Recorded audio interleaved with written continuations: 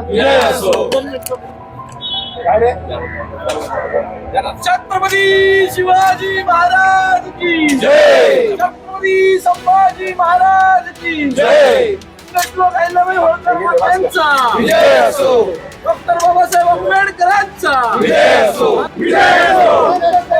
महाराज की जय. विजय असो. हर हर महादेव. हर हर महादेव. आज विष्णुभाऊ कुराडे यांच्या माध्यमातून मराठा, धनगर आणि 18 पगड जाती धर्मातल्या सगळ्या बांधवांची बैठक इथं पार पडलेली आहे. या बैठकीला सगळ्या छोट्या छोट्या जातीतले, सगळ्या जातीतले लहान थोर सगळे प्रमुख पदाधिकारी उपस्थित होते आणि या बैठकीतून सामाजिक संदेश देण्यासाठी आम्ही सगळ्या जाती धर्मातले लोक एक आहोत, हा संदेश देण्यासाठी आम्ही सगळे इथं एकत्र आलेलो आहोत. अंजनगावमध्ये जो प्रकार घडला, ठिकठिकाणी अनेक गावांमध्ये अनधिकृतरित्या पुतळे जे आहेत ते बसवले जातात. त्यानंतर मात्र समाजामध्ये वाद जो आहे तो निर्माण होताना पाहायला मिळतो. परवानगी नसताना पुतळे बसवणं किंवा विनाकारण वाद निर्माण करणं हे कुठेतरी थांबलं पाहिजे का, जेणेकरून महापुरुषांना पुढे केलं जातं आणि जातीचं समाजाचं राजकारण नंतर केलं जातं. हा, नक्कीच परवानग्या घेऊन पुतळे बसवावेत किंवा रात्रीतून पुतळे बसवण्यापेक्षा दिवसा पुतळे बसवून महाराजांसाठी केसेस सुद्धा घ्यायची तयारी ठेवावी शिवभक्तांनी, हे मी महाराष्ट्रातल्या शिवभक्तांना विनंती करतो. किंवा शासनाची परवानगी घेऊनच पुतळे बसवावेत किंवा वादग्रस्त जागेवर पुतळे बसवू नयेत, हे संघर्ष योद्धा मनोजदादांनी पण सांगितलंय आणि 18 पगड जातीतल्या सगळ्या प्रमुख बांधवांचंही तेच म्हणणं आहे. आणि आजही आमची सगळ्याची त्याच्यावर चर्चा झाली. विष्णुभाऊनी इथं मराठा, धनगर आणि ओबीसी समाजातल्या ज्या जाती आहेत किंवा ज्यात मराठा आणि ओबीसी, मराठा आणि धनगर ज्यांना वाद लावायचा आहे त्यांना इशारा देण्यासाठी आणि आम्ही सगळे एक आहोत हे दाखवण्यासाठी आज आम्ही इथं एकत्र आलेलो आहोत. आणि मराठा असेल, धनगर असेल, मराठा, ओबीसी कुठलाही वाद लागणार नाही.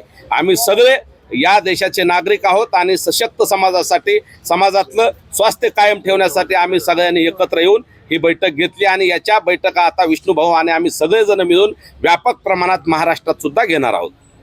सर, जैन समाजाच्या संदर्भात सुद्धा काही नाराजगी व्यक्त होत होती त्यांच्या वक्तव्यानंतर.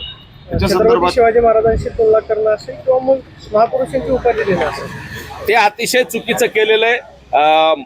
मनोजदादांनी त्यावर भूमिका मांडलेली आहे. आता इथंही सगळ्यांची भूमिका आहे. शिवाजी महाराजांची तुलना कुणाशी होऊ शकत नाही, करू नये. जैन मुनी असतील किंवा अन्य कोणी वादग्रस्त वक्तव्य करणार आहेत त्यांनी इथून पुढे ध्यानात ठेवावं.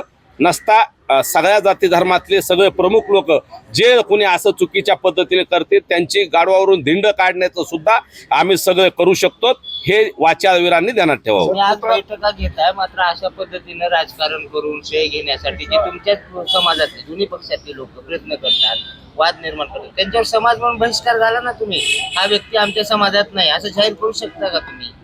नक्की पुढचे 3 दिवस झालं महाराष्ट्राला विटीस धरलं जातं. एक छोट्या गावात घटना घडते, महाराष्ट्रातल्या सगळ्या समाजामध्ये भांडणं होतात, वाद होतात, निर्माण होतात. तुम्ही असं का भूमिका जाहीर करत नाही की जे ह्याच्यात पडतील त्याला आम्ही समाजातून बहिष्कार आणि कंटिन्युअसली सुरू आहे. सांगलीत झालं, धाराशिव मध्ये झालं. नाही, आत्ता सुरुवात झालेली आहे. आम्ही आता दोन्ही बाजूला सांगणार आहोत. सगळेजण समाजातले सगळे प्रतिष्ठित लोक असतील किंवा इथं असलेल्या सगळ्या जाती धर्मातले सगळे प्रमुख बांधव आहेत आणि महाराष्ट्रात जे इथं आले नाहीत त्या सगळ्यांना आम्ही अजून पुन्हा व्यापकपणे बोलू आणि यातून एक तोडगा काढला पाहिजे. सामाजिक स्वास्थ्य राहिलं पाहिजे. यासाठी जे कोणी चुकीचं करतील ते चुकीचं कृत्य करू नये अशी पहिल्यांदा विनंती करू.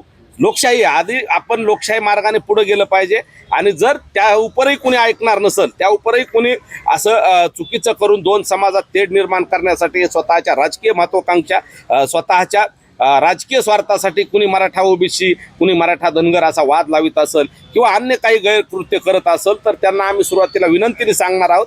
नंतर सगळ्या समाजातल्या सगळ्या प्रमुखांना विचारून बहिष्कारच काय त्याच्याही पुढचे अनेक मार्ग आमच्याकडे आहेत, ते सुद्धा आम्ही अवलंबायला मागं पुढं पाहणार नाहीत. परंतु आज विष्णुभाऊ असतील, महाराज आहेत, कोकरे महाराज आहेत, आमचे सुतार महाराज, कुंभार महाराज आहेत, असे सगळे इथं बांधव आहेत. आता सगळ्यांची नावं घेणं शक्य नाही. सगळ्या जाती धर्मातले इथं बांधव आहेत, अगदी ब्राह्मण समाजातले सुद्धा बांधव आहेत. सगळ्यांना आम्ही एकत्र घेऊन या महाराष्ट्रात ही बैठक एक प्रमुख लोकांची घेतली. आता व्यापकपणे बैठक घेऊन येणाऱ्या काळात एक ठोस कार्यक्रम सुद्धा विष्णुभावाने आम्ही सगळे घेणार आहोत. प्रत्येक जिल्हा, प्रत्येक तालुका असं करायचं. त्यांची कोणाची काय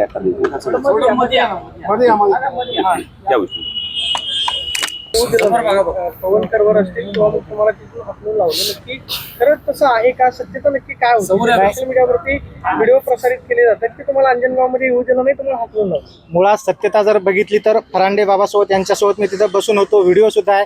आणि जे काही म्हणतात की मला हाकलून दिलेला आहे, तर माझा एक व्हिडिओ कुणीही दाखवा तिथून हाकलून दिलेला मी समाजकारण सोडून देईल. पण त्या ठिकाणी जी माझी भूमिका होती की हा वाद मिटला पाहिजे, मनोजदादा जरांगे पाटील आणि फरांडे बाबा यांचं मी बोलणं देखील करून दिलेलं होतं आणि हा वाद मिटावा ही अपेक्षा माझी होती. पण काहींची भूमिका होती की हा वाद मिटला नाही पाहिजे, ज्यांना राजकीय पोळ्या भाजायच्या त्यांची ती भूमिका होती. आणि शेवटी वाद कशावरती मिटला, जे आम्ही सुरुवातीला सांगितलं होतं की त्या जागेचे मोजमाप झालं पाहिजे आणि शेवटी वाद देखील त्याच्यावरच मिटला. मग वाद वाढवण्याचं कारण काय होतं?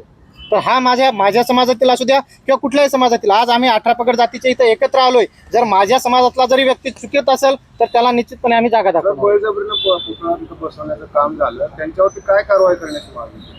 निश्चित त्यांच्यावरती गुन्हा दाखल व्हावा, कारण छत्रपती शिवाजी महाराज हे फक्त मराठा समाजाचेच नाही तर 18 पगड जातीचे आहेत. या जगामध्ये फक्त महाराष्ट्र किंवा भारत नाही तर या जगामध्ये छत्रपती शिवाजी महाराजांसारखा राजा नाही. तर त्यांचे निम्म्या रात्री कुणीही पुतळे बसवू नयेत. जर आपल्याला स्मारक किंवा पुतळा बसवायचा असेल तर परवानगी घेऊन रीतसर ढोल ताशेच्या गजरामध्ये आपण तो पुतळा बसवावा अशी संबंध महाराष्ट्राला विनंती करतोय. आणि ज्यांनी कुणी पुतळा बसवला आहे त्यांना पण आमचं आव्हान आहे की इथून पुढे जर तुम्ही असं कृत्य केलं तर आपल्याला आम्ही गावबंदी करू, मग तर कुठल्याही गावात आपल्याला एंट्री देणार नाही.